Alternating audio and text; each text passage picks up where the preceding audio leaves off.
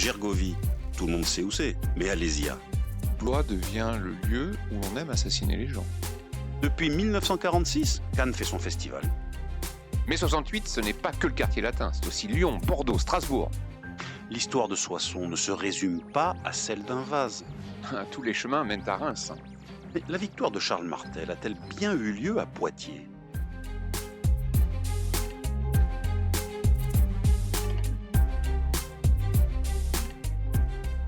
Grande date de nos régions, une émission animée par Éric Labaille et Cédric Delaunay. Un podcast ici en région.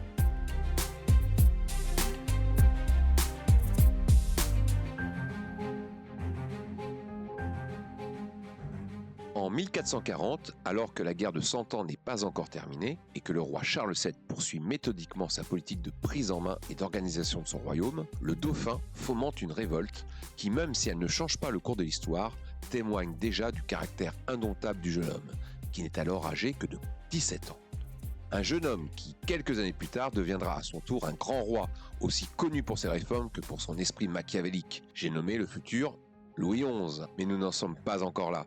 Alors, que se passe-t-il en 1440 et pourquoi la ville de Niort se retrouve-t-elle au cœur d'une crise qui ébranle le royaume ? C'est ce que nous allons voir avec Éric Labaille, docteur en histoire et spécialiste d'histoire militaire. Bonjour Éric. Bonjour Cédric. Alors, ce dauphin-là, Louis XI, il entre en collusion avec des grands féodaux et déclenche une révolte contre son père. Mais pourquoi ? Oh, c'est une longue histoire dans laquelle vont se mélanger à la fois des considérations politiques, des considérations militaires, des considérations, je dirais presque idéologiques. C'est une certaine image, une certaine idée de la féodalité qui est en jeu, et des considérations psychologiques, c'est-à-dire de relations tout simplement d'un adolescent avec son père. Voilà. C'est-à-dire que tous les adolescents se révoltent contre son père, mais quand c'est roi, ça tourne mal. Voilà, exactement. Ouais. Alors, considération politique ? Considération politique, c'est Is No Good qui veut être calife à la place du calife. Le dauphin Louis a 17 ans et il se sent pousser des ailes de régent, pourquoi pas, allez, de roi, n'hésitons pas. Le problème, c'est qu'il a un père qui est solidement ancré au pouvoir, enfin de plus en plus solidement ancré au pouvoir. On se rappelle les débuts de Charles VII qui ont été extrêmement difficiles, mais là, en 1440, nous sommes dans une période ascendante du règne de Charles VII, et le jeune Louis s'impatiente pour devenir roi à la suite de son père. Donc il va confondre un petit peu vitesse et précipitation et chercher à forcer le destin pour peut-être qu'avec un soulèvement, peut-être qu'avec une volonté de renouveler les cadres du royaume de France, on en reparlera peut-être tout à l'heure, il y aurait moyen de prendre le pouvoir à la place de son père. Et donc des raisons militaires également. Oui, des raisons militaires, puisque la guerre de 100 ans est un conflit, enfin une succession de conflits pendant lesquels l'armée française a régulièrement commis des erreurs tactiques face aux Anglais. Comment battre une armée qui est une armée pragmatique, qui est une armée moderne et qui est une armée souple d'emploi sur le terrain, avec l'outil militaire que le roi de France a, c'est-à-dire l'ost royal, c'est-à-dire les levées féodales, c'est-à-dire des armées qui sont finalement assez hétérogènes et avec une mentalité héritée de l'époque de la bataille de Bouvines et des grandes heures de la chevalerie française, qui de toute évidence n'est plus adaptée aux conflits contemporains. Et c'est tout un raisonnement que Charles VII va mener à bien, aidé en cela par des militaires, aidé en cela par des techniciens. On pense aux frères Bureau, qui vont être les grands réorganisateurs de l'artillerie. Et Charles VII a dans l'idée de créer une force militaire qui serait une force militaire non plus féodale, c'est-à-dire non plus organisée par la levée des troupes, des vassaux du roi de France, mais une force militaire permanente. Ce serait en fait l'amorce d'une armée française au sens propre du terme. Et ôter aux aristocrates ce qui est leur raison d'être en fait. Et voilà, et donc là nous arrivons à une autre raison de coup de sang du dauphin Louis et de ses amis, c'est que les grands seigneurs voient poindre avec ce genre de réforme, voient poindre le risque d'un dessaisissement, d'une perte de pouvoir, d'une perte d'influence à terme. Et d'ailleurs, en cela, ils ont raison. Bon, cette perte d'influence va se concrétiser jusqu'au règne de Louis XIV, avec notamment la Fronde, hein. Mais c'est le début de ces luttes entre le pouvoir royal central, par l'intermédiaire de l'outil militaire, et la grande féodalité. Donc un conflit en fait entre un système qui vire à l'aristocratie et véritablement d'un côté une volonté d'affirmer la monarchie. Et donc là, l'outil militaire, effectivement, est un élément essentiel dans la définition même du régime. Exactement, oui. Et on a aussi une querelle de génération, puisque Charles VII s'est entouré de conseillers, hein, des conseillers qui sont des gens extrêmement puissants, hein. Et ces conseillers donc vont être la cible de tous ces jeunes aristocrates qui vont se mettre autour du futur Louis XI, pour chercher à renouveler les cadres du pays.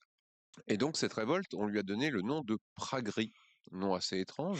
Oui, c'est un nom qui fait référence à une révolte à peu près similaire, hein, ce qui prouve que les grands mécanismes de fond, les grandes lignes de fond de l'histoire de France Sont partagés à l'échelle partagés, européenne. voilà, je cherchais mes mots, partagés à l'échelle européenne. Donc c'est une révolte en Bohème, à Prague, qui par contre elle qui commence bien avant 1440, hein, et qui a des similitudes avec la révolte du Dauphin, en fait. Donc Prague, la Praguerie, voilà l'idée. Alors on est loin de Prague, on est à Niort, 3 avril 1440. Oui, le 3 avril 1440, parce que la révolte du Dauphin et de ses amis, c'est-à-dire le duc de Bourbon, le duc de Bretagne, le seigneur de Vendôme, etc., et d'Alençon, ne dure finalement que quelques mois. On commence en février, la crise éclate en février, et elle sera réglée au mois de juillet. Et dans sa volonté de s'éloigner à la fois géographiquement et politiquement de son père, le Dauphin, donc se replie sur Niort, sur la ville de Niort, en avril 1440.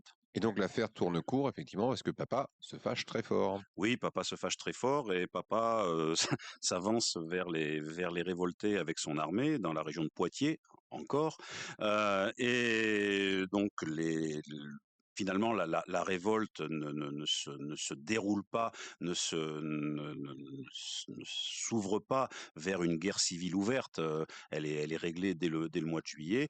Les révoltés rentrent dans le rang, à commencer par le premier d'entre eux, donc le dauphin Louis, qui devra patienter encore quelques années pour pouvoir jouir pleinement de ses droits régaliens. Mais le roi, donc on signe un traité de paix, le traité de Cussé.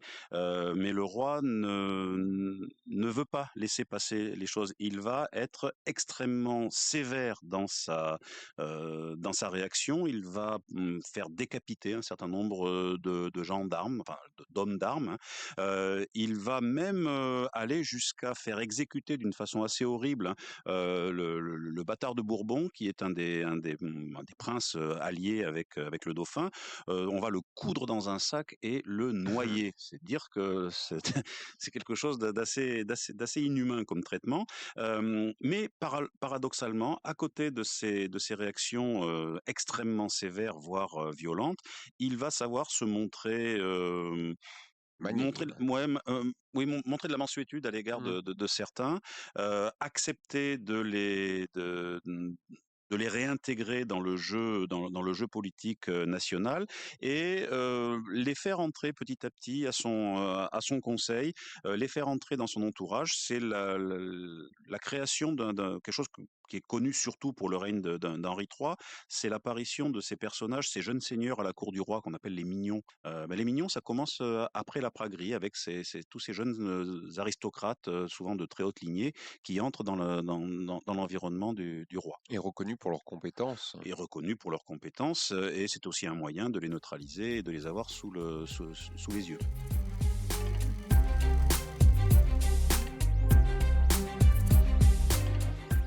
Grande date de nos régions. Un podcast ici en région.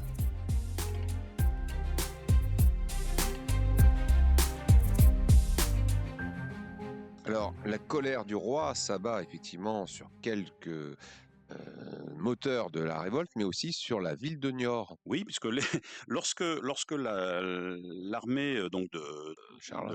de Charles VII, voilà, je cherchais le nom parce que entre Charles VII et Louis XI, on finit par s'y perdre. Donc l'armée de Charles VII s'avance vers Niort.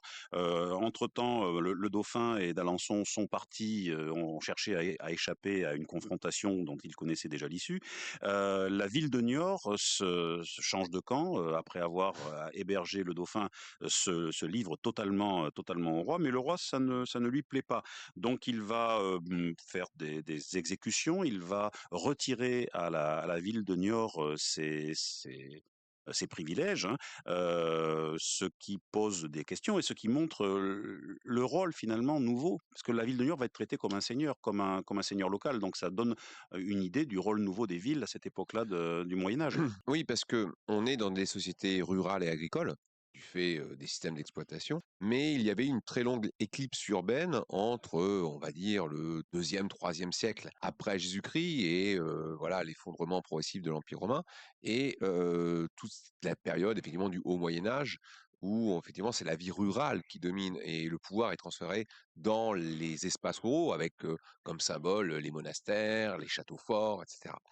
Mais on voit à partir du XIIe siècle une renaissance urbaine. Cette renaissance urbaine, elle est liée aux dynamiques démographiques, hein. La population européenne croît de façon considérable entre le Xe et le XIVe siècle, avant la Grande Peste, et on voit la population augmenter.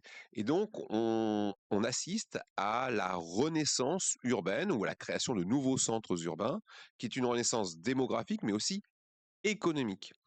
Et là, on voit émerger des nouveaux corps professionnels qui ne sont pas des nobles, qui ne sont pas des paysans, qui font du commerce, qui font de l'artisanat. Et comme ces gens vivent dans des bourgs, ils sont des bourgeois. Et leur modalité de travail échappe en fait à la structure féodale, qui était une structure d'exploitation du sol. Et ces gens-là ne sont que moyennement satisfaits de passer sous la coupe de seigneurs, soit ecclésiastiques, soit laïques, et donc ils vont se constituer en communes, progressivement, et exiger des formes de privilèges, de droits, et dans leur conquête d'autonomie, ils vont trouver un soutien auprès du pouvoir royal, qui vont souvent les utiliser pour contrarier les grands féodaux, et on voit en fait, un jeu à trois entre ces différents partenaires. Et donc la ville de Niort fait partie de cette évolution, de cette dynamique du pouvoir urbain, enfin des zones urbaines dans la fin du Moyen Âge, et en tant que telle, donc elle est punie en tant que, je dirais presque personne morale, on pourrait dire, par Charles VII. Mais Charles VII sait aussi manier à la fois la punition et la bienveillance. Et dès 1442, donc il va rendre à Niort, alors je cite le texte, hein, il rend à Niort et à ses bourgeois tous leurs droits, noblesse, oui, le terme de noblesse, prérogatives et prééminence, justice et juridiction, garde et gouvernement, tout ainsi qu'ils avaient au temps de la dite mairie fut mise en notre dite main. Donc il pardonne et il rend à Niort donc les prérogatives qui étaient les siennes avant la praguerie.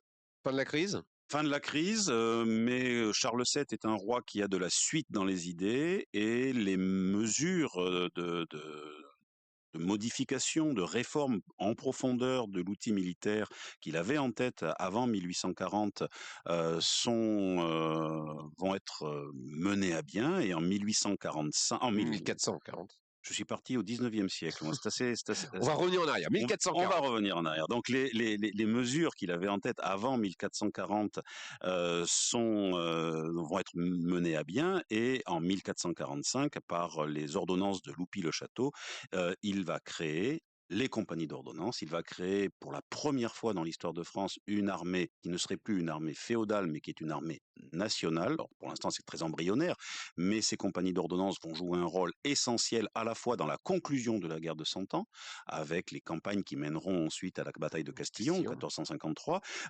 Ensuite, ironie du sort, devinez qui devient roi après Charles VII? Eh bien, c'est le dauphin, c'est Louis XI, lequel Louis XI va en 1465 mater une révolte qui s'appelle la Ligue du bien public, qui par beaucoup d'aspects ressemble à sa propre révolte de la praguerie de 1440 et va être d'une extrême sévérité avec cette révolte et va bénéficier d'un outil militaire forgé par qui? Forgé par son père, avec les compagnies d'ordonnance, les gendarmes et toutes les nouveautés introduites par Charles VII dans l'administration militaire de son royaume. Et l'histoire est bouclée. Et l'histoire est bouclée.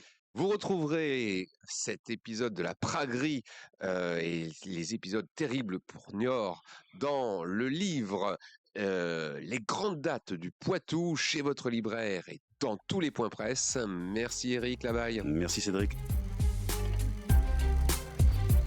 Retrouvez tous nos podcasts, livres, articles et vidéos sur notre site internet icienregion.fr.